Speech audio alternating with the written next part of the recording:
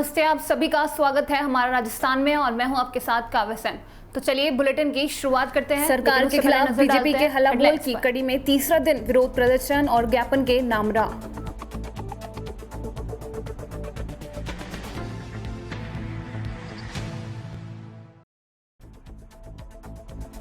Suratgarh rail विकास संघर्ष समिति railway station अधीक्षक के मार्फत दिया रेल महाप्रबंधक के नाम ज्ञापन। विवाहित की हत्या कर कुंड में फेंकने का आरोप, पति, सास व देवर के खिलाफ मामला दर्ज।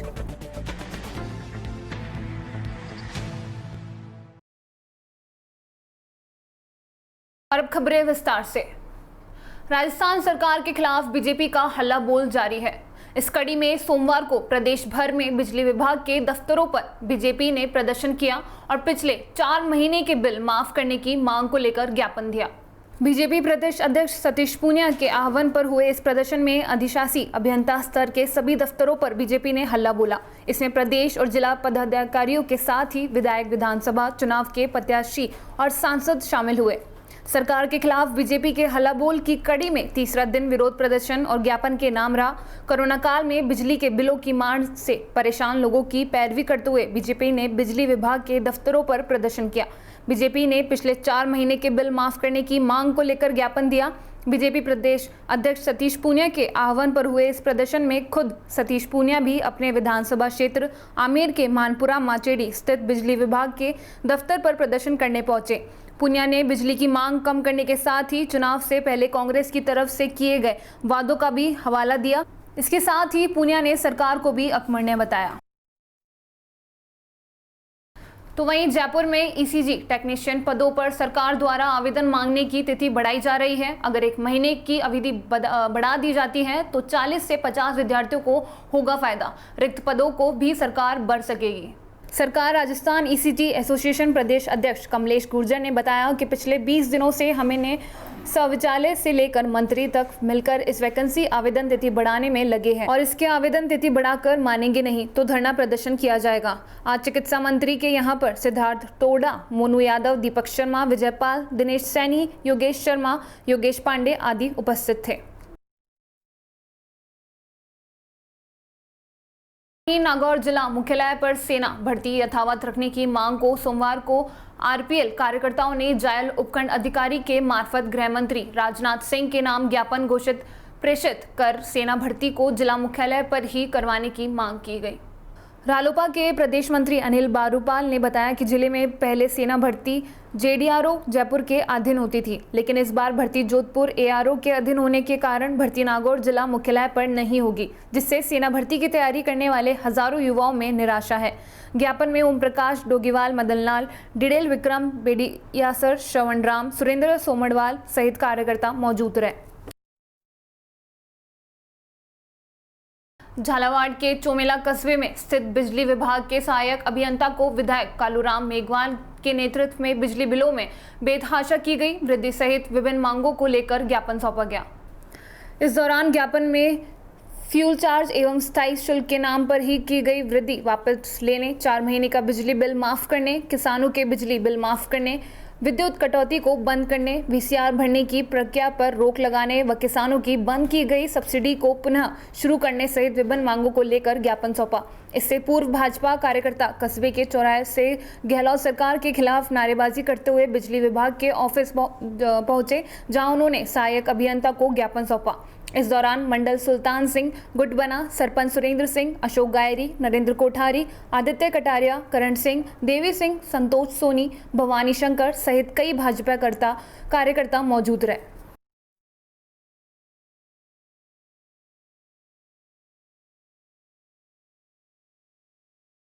किन मांगों को लेकर अभी आपने ज्ञापन सौंपा है? हमने राज्य सरकार को पूरे राजस्थान में आज हम ज्ञापन दिए हैं बिजली की दरें वापस लेने के लिए, जो वीसीआर भरी है उनका समझौता करने के लिए, जो कृषि कनेक्शन काटे जा रहे हैं उनके लिए अघोषित बिजली जो टाइम पे बिजली नहीं देते, कि कभी 2 घंटा 4 घंटा 5 घंटे बिजली देते हैं, इन सभी मांगों को लेकर पूरे राजस्थान में प्रदेशव्यापी आज हर JN office, IN office, action office में हमने धरना दिया है और ज्ञापन दिया है। हमने ज्ञापन के माध्यम से इनको कहा है कि सरकार जो किसानों के साथ अनदेखी कर रही है, किसानों के साथ जो दुर्व्यवहार कर रही है, इसके बारे में ये ध्यान दे। और ये सरकार ने जो वादा किया था, सरकार बनते ही कि हम किसानों के 5 साल में कोई भी कर नहीं बढ़ाएंगे, कोई स्थायी शुल्क नहीं बढ़ाएंगे, न ही कोई हम बिजली की रेटें बढ़ाएंगे। बाकी इन्होंने सरकार बनते ही अब दूसरी तीसरी बार करीब 70-80% 80 पैसे के लगभग एक यूनिट में बढ़ा दिए।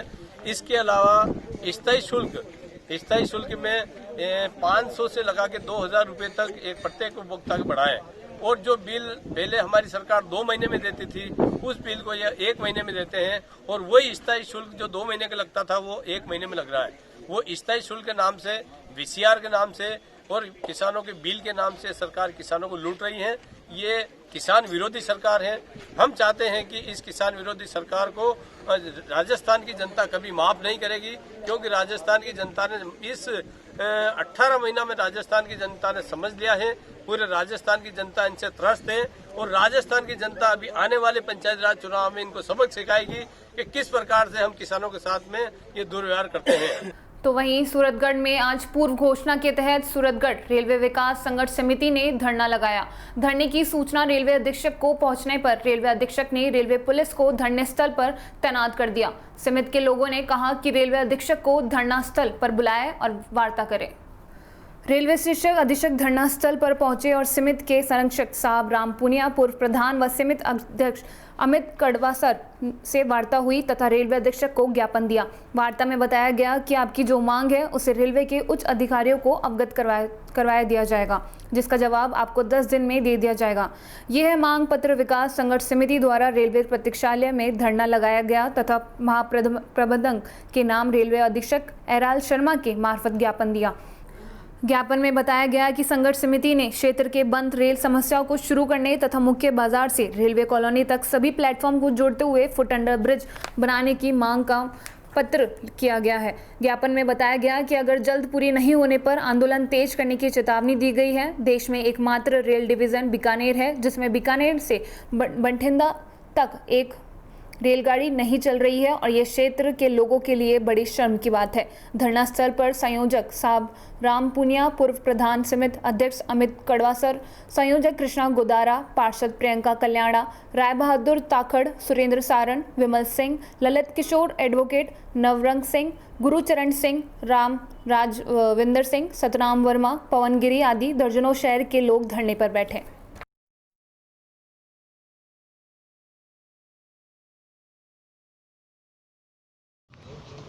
आज आपने ज्ञापन दिया है, इसके बारे में थोड़ा। आज ज्ञापन आज दिया है, जो उसका मेन मुख्य मुद्दा यही है। भी एक तो जो यहाँ मेन जो गाड़ियाँ हैं 4-5 वो चलाने के लिए, और दूसरा कि मेन मुख्य शहर से रेलवे कॉलोनी को जोड़ने के लिए जो फुट अंडर ब्रिज की बात हमने रखी है कि इसको बनाएं, ताकि जो लोग 55-60 साल के एज के हैं वो अपर ब्रिज के ऊपर चढ़ नहीं सकते। और इसको डॉक्टर की भी एडवाइजरी यही है कि जो लोग बुजुर्ग लोग ये फुट ब्रिज चढ़ते हैं ऊपर वाला, तो इसके अंदर उनके हार्ट की प्रॉब्लम होने की बहुत ज़्यादा दिक्कत रहती है, सांस फूल जाता है। इसलिए हमने मेन तो अंडर ब्रिज की मांग रखी है कि फुट अंडर ब्रिज बने, ताकि शहर से दूसरे लाइन पार के इलाके को जोड़ा जा सके और जो मुख्य रेलगाड़ियाँ हैं उनको जल्द से जल्द चालू करें। रस्ते ऊपर चढ़ जाए उनको पेड़ियाँ पास करनी, एक दोनों शहर एक हो जाएंगे, आने जाने वाले को दिक्कत नहीं है। एक तो 2-3 रेलगाड़ियाँ हैं, पहले भी साथ मेन रेलगाड़ी है ये कालका हरिद्वार वाली, तो ये एक चल जाए। अब इनका लॉकडाउन है तो किसी का बूढ़ा बटेरा मरेगा, उसको फूल लेकर तो जाना पड़ेगा। फिर बच्चे बता रहे थे, देखने कह रहे थे दूसरे डिवीजन सब में चल रही है। यहाँ कोई नेतागिरी का अभाव है या जनप्रतिनिधि ऐसे है, कोई कमी तो है जिसकी वजह से यह गाड़ी नहीं चली, जितनी जरूरी है वो गाड़ी नहीं चली। मेन काम तो 1-2 रेलगाड़ियाँ चला रही है और ये अंडर ब्रिज वाला है सबसे बेहतर काम। अब खबर चूरू जिले से। थाना अंतर्गत गांव पालस में एक 25 वर्षीय गर्भवती विवाहित की हत्या कर कुंड में फेंक देने का मामला सामने आया है। इसको लेकर मृतका के ससुराल वालों पर हत्या के आरोप लगे हैं। आपको बता दें कि इस मामले को लेकर मृतका मंजू के पिता अर्जुन राम नायक ने बिदासर थाने में मामला दर्ज करवाया है। प्राप्त जानकारी के अनुसार मृतका मंजू देवी के पति सहित कुल 3 लोगों के खिलाफ पुलिस ने मामला दर्ज किया है और बिदासर पुलिस भी इस पूरे मामले पर चुप्पी साधे हुए है। वह थानाधिकारी सत्येंद्र कुमार ने भी जानकारी देने से इनकार कर दिया।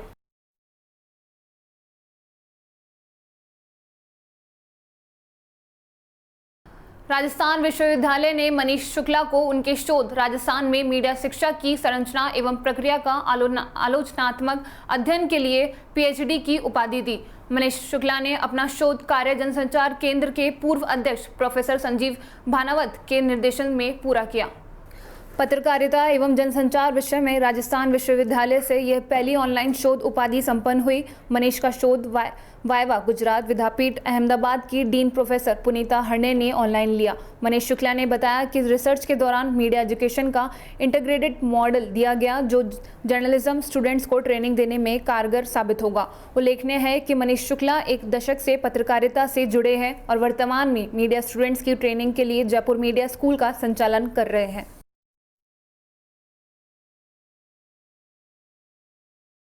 आज पदमपुर बिश्नोई मंदिर में नवनियुक्ति अध्यक्ष रामस्वरूप मंजू का स्वागत किया गया। उस समारोह में विशिष्ट अतिथि गुरमीत सिंह और समाज के गणमान्य व्यक्ति उपस्थित थे और हर आदमी ने अपने अपने विचार रखे। जो समाज में कुरीतियां हैं उनको दूर किया जाए और समाज को अच्छे से दी जाए और पर्यावरण पर भी चर्चा हुई और एजुकेशन के लिए देख सामने बहुत बड़ी बात कही। गुड़गांव में जो धर्मशाला बढ़ रही है उससे समाज को बहुत बड़ा लाभ मिलेगा और उस समारोह में कानपुर विधायक पूर्व मंत्री गुरमीत सिंह कुन्नड़ ने भी विचार रखे और एक मांग समाज की तरफ से आई भी। पदमपुर तहसील में बिश्नोई समाज की बहुत ज़्यादा गिनती है। आज तक कोई भी धर्मशाला या सड़क मार्ग का नाम बिश्नोई समाज के महान शहीद हुए जो उनके नाम पर नहीं रखा गया। वैसे भी और विधायक जी से मांग रखी गई ये जो पदमपुर से जयपुर मार्ग इसको शहीद अमृता देवी के नाम पर किया जाए और एक जोग शादी उसने मृत्यु भोज और दहेज प्रथा संकल्प लिया। प्रति को आएंगे रोकेंगे और आए हुए मुख्य अतिथियों का जो समाज के द्वारा चलाया जा रहा है सिस्टम है 100 लोड कर उनका स्वागतम किया गया और जो पदमपुर मंदिर के दर्शन गोदारा जी उनके द्वारा सभी अतिथियों का स्वागत किया गया।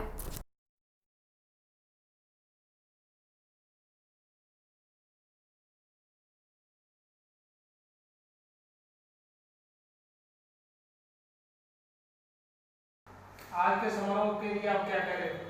आज का समारोह हमने अखिल भारतीय बिश्नोई महासभा के राष्ट्रीय अध्यक्ष श्री रामस्वरूप जी मांझी को अभिनंदन के लिए रखा गया। और इस समारोह में किन किन विषयों में बातें हुई और क्या विचार चर्चा हुई जिससे समाज को फायदा मिले? देखो समारोह में तो सबसे पहले तो ये था कि मांझी साहब का अभिनंदन किया और जैसे विषय की बात कर रहे हो तो सामाजिक कुरीतियां जैसे पूरे समाज में या हर किसी वर्ग में ही कुरीतियां होती हैं, लेकिन हम हमारे समाज से बात रखते हैं तो दहेज प्रथा, मृत्यु भोज और नशा या फिर जैसे आप ले लो कि मृत्यु भोज के बाद हमारे समाज में एक बहुत ही बड़ी कुप्रथा है उड़ावनी, जिसे हम उड़ावनी बोलते हैं। महिलाएं एक दूसरी महिलाएं उनके परिवार वालों को वस्त्र पहन करती हैं तो वो मेरे ख्याल से वो बहुत बड़ी समस्या हमारे समाज के लिए। और दूसरी बात करते हैं प्रथा की जो कि सदियों से चली आ रही है तो उस पर भी चर्चा हुई कि प्रथा को दूर किया जाए। और समाज इस जो आज का प्रोग्राम था इसमें ज्यादा कामयाब करने के लिए किसका सहयोग रहा? कामयाब को तो वैसे कोई ये वो नहीं था कि हमें बहुत बड़ा करना है क्योंकि एक तो कोरोना काल का प्रोटोकॉल चल रहा है तो हमने कोई भीड़ भाड़ वाली वो ऐसे कोई नहीं था। लेकिन सहयोग की बात करें तो पूरे समाज का पूरे पदमपुर तहसील के हर गांव के एक दो व्यक्ति आए और उन्होंने पूरा सहयोग किया। जैसे अपने नाम से संबोधन किए तो संजय जी करवास आचार्य, विक्रमजीत विकी गांगेलवा, वीरेंद्र जी प्रधान पूर्व विधानसभा और पंचायत समिति पदमपुर, सत्येंद्र राय जी बिश्नोई, सुनील जी थापन और इंद्राज जी जाखड़ जो हमारे गवर्नमेंट हॉस्पिटल में हैं, विनोद पवन 19 बीबी से और इन आदि लोगों का बढ़ोतरी से होगा। क्या जो नवनियुक्त अध्यक्ष है उन्होंने कोई घोषणा या पहल की भी, ये जो कृतियां मैं अपने तरफ से, या आप कोई ऐसा संकल्प ले रहे हो कि हम ये नहीं करेंगे जो कृतियां बता रहे हैं? देखो, अध्यक्ष की बात है तो उनका तो हम क्या कह सकते हैं कि उन्होंने पहले कोई ऐसा किया या नहीं किया। आज उन्होंने जरूर ये घोषणा की कि मैं इन सामाजिक कुरीतियों को दूर करने के लिए मैं मेरे परिवार से पहल करूंगा और पूरे समाज में ये मैसेज पहुंचे कि फलाने गांव में श्री राम सूर्य मांझू के परिवार से लोगों ने ये सब जो है कुरीतियां दूर करने का फैसला लिया। हाँ जी, ये जो बिश्नोई मंदिर के अध्यक्ष हैं गुलारा जी, इन्होंने जो आज यहाँ समारोह हुआ उसके लिए बताया कि हमारे नवनियुक्त जो अखिल भारतीय बिश्नोई महासभा के अध्यक्ष नियुक्त हुए हैं रामस्वरूप मांझू जी, उनका स्वागत किया गया और जो समाज में कुरीतियां उन पर चर्चा की गई और कुछ ये इन्होंने कहा भी हम प्रयास करेंगे। और जो कार्यकारिणी थी पद्मपुर मंदिर की, उन्होंने अच्छा सहयोग व्यवस्था अच्छी दी और मैं इनका सभी का धन्यवाद करते हैं। हम ऐसी व्यवस्था और ऐसा समाज में जो कार्य करें जिससे और समाज को भी प्रेरणा मिले। DPK news, Rajendra Singh, Padampur.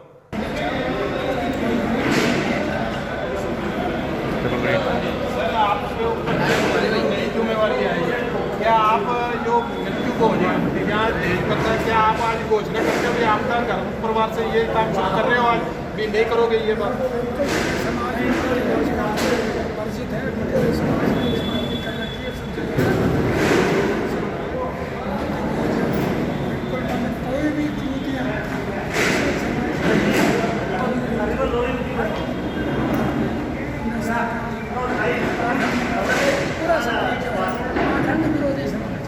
और इसके लिए क्या कोई पहल भी तो करेंगे? आप करोगे पहल इसके लिए? पूरा समाज कर रहा है, कोई ऐसा आप नहीं करोगे?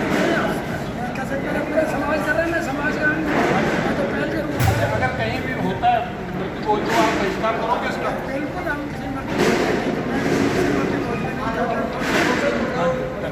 और एक जो तेज पत्ता वाला इसका सरकार में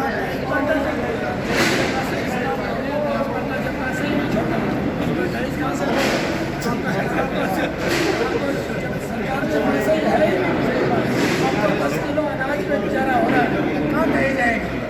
सही है।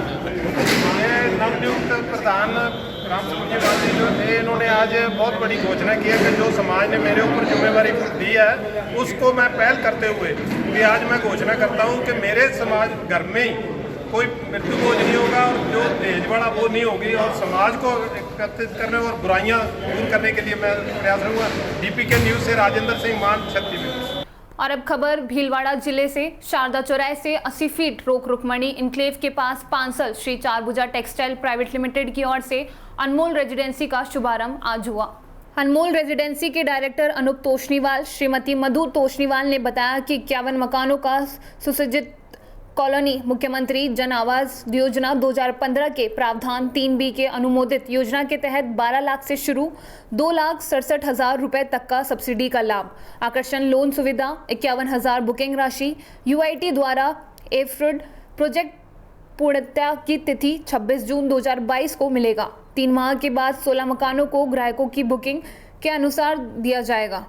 शाम 4 बजे तक 11 ग्राहकों के मकान बुक कराए, जिसमें उपलब्ध सुविधाएं 100 फीट रोड पर स्थित कॉलोनी, 7 फीट नींव पर निर्माण, स्टैंड, नल एवं बाथरूम फिटिंग्स, सभी दरवाजों व खिड़कियों में लकड़ी, ग्रेनाइट बारसोद, ग्रेनाइट किचन, स्टैंड व kitchen tile, main gate, CPVC पानी के पाइप, फिनोलेक्स आर, ब्रांडेड बिजली की वायरिंग, छत पर चाइना मॉजिक फर्श, लेट बाथ में फुल हाइट डिजिटल टाइल्स, सीढ़ियों में SS रेलिंग, एक्स डोर में दोनों और लिमिटेंट्स, मकान के बाहर rustic, apex ultima elevation tiles, vitrified floor tiles, नाली, ट्यूबवेल, पानी की लाइन, PU एवं गार्डन सुविधा, RCC छत की सुविधाएं मिलेगी।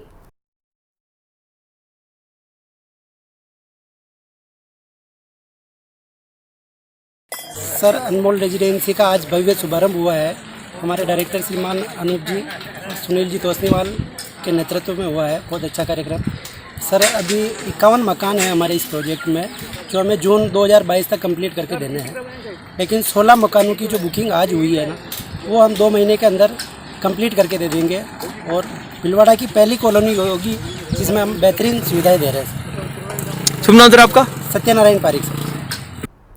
तो वहीं भीलवाड़ा शहर के सिंधु नगर में प्रदेश का पहला जेके ऑटो कार चॉइस का शोरूम खोला गया है। इस शोरूम को शुभारंभ आज विधायक विद्याशंकर अवस्थी ने फीता काट कर किया। यहां पुरानी कारों को गारंटी के साथ उपलब्ध कराया गया है। कार्यक्रम में भाजपा जिलाध्यक्ष लादूलाल तेली और पूर्व सभापति अमीनारायण वाल भी मौजूद रहे। जेके ऑटो कार चॉइस के संचालक मनोज कचौलिया ने कहा, हम शहर में पिछले 20 वर्षों से पुरानी मोटरसाइकिल बेचने का कार्य कर रहे हैं। हम 2 वर्ष पूर्व ही कार के व्यापार में भी आए और आज जो हमारे साथ कार चॉइस ने व्यापार में भागीदार की है उससे हम नई ऊंचाइयां प्रदान करेंगे। वहीं हम अपने ग्राहकों को कभी निराश नहीं जाने देते हैं, उन्हें हर कदम पर सुविधा उपलब्ध करवाते हैं, जिसके कारण आज तक हमारे खिलाफ किसी भी गाड़ी में कोई मतभेद नहीं हुआ है।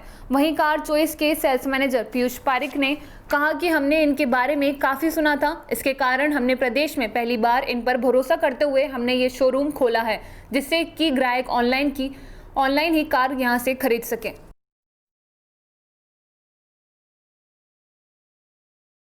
जेके ऑटो कंसल्टेंट ने आज कार 24 की प्रथम बार भीलवाड़ा के अंदर फर्स्ट कार 24 की पार्टनरशिप के अंदर फ्रेंचाइज खोली है, जिस पे ग्राहकों को 4 व्हीलर खरीदने बेचने में अच्छी से अच्छी सुविधाएं दी जाएगी, उनकी कारों की बेस्ट कीमत दी जाएगी, उनको पेपर ट्रांसफ़र वगैरह में कोई तकलीफ़ नहीं हो, उसके लिए कानूनी विवाद पचड़ों में नहीं पड़े, उसके लिए हम अलर्ट रहेंगे। उसके अलावा ग्राहक खरीदने वालों के साथ जो जिस तरह की धोखाधड़ियाँ होती है, किलोमीटर संबंधित एक्सीडेंट वगैरह गाड़ियाँ की पेपर से संबंधित चक्कर लगाना, उन सब परेशानियों से दूर रखते हुए हम सर्वोच्च तरीके से अच्छे तरीके से उनको गाड़ी दिलाने की कोशिश करेंगे। उनको किसी तरह की कोई तकलीफ़ नहीं हो, धोखाधड़ी नहीं हो, ग्राहक की संतुष्टि ही हमारा प्रथम और अंतिम लक्ष्य रहेगा। व्यापार में सबसे यही है कि हमारी ग्राहक संतुष्टि ही हमारी संतुष्टि है। ये सब भीलवाड़ा वासियों का प्यार, प्रेम है और आशीर्वाद है, जो हम पिछले 20 वर्षों से यहाँ पे काम कर रहे हैं निर्विवाद रूप से। न तो किसी खरीदने वालों के साथ विवाद है, न किसी बेचने वाले के साथ विवाद है, कोई गाड़ी में हमारा कोई विवाद नहीं है, किसी तरह का निर्विवाद रूप से हम 20 सालों से काम कर रहे हैं। लास्ट 15 सालों से हम 2 व्हीलर के अंदर ऑल इंडिया टॉप रहे हैं। शोरूम से ज़्यादा हमने डिलीवरियाँ करी है, सेल करी है, और पिछले 2 वर्षों से हम 4 व्हीलर में काम कर रहे हैं और निरंतर आप लोगों के आशीर्वाद से तरक्की करते हुए आज हमारे कार 24 ने सेलेक्ट किया है कि हम आपको अपना पार्टनर रखते हैं। और हम चाहेंगे कार 24 की तरह ही हमारा भी ट्रस्टेबल नाम और आपकी ग्राहकों की आशाओं के अनुरूप हम काम करें और उनके विश्वास पे खरे उतरें। फिलहाल हमारा राजस्थान में बस इतना ही। आप देखते रहिए डीपीके न्यूज़। नमस्कार।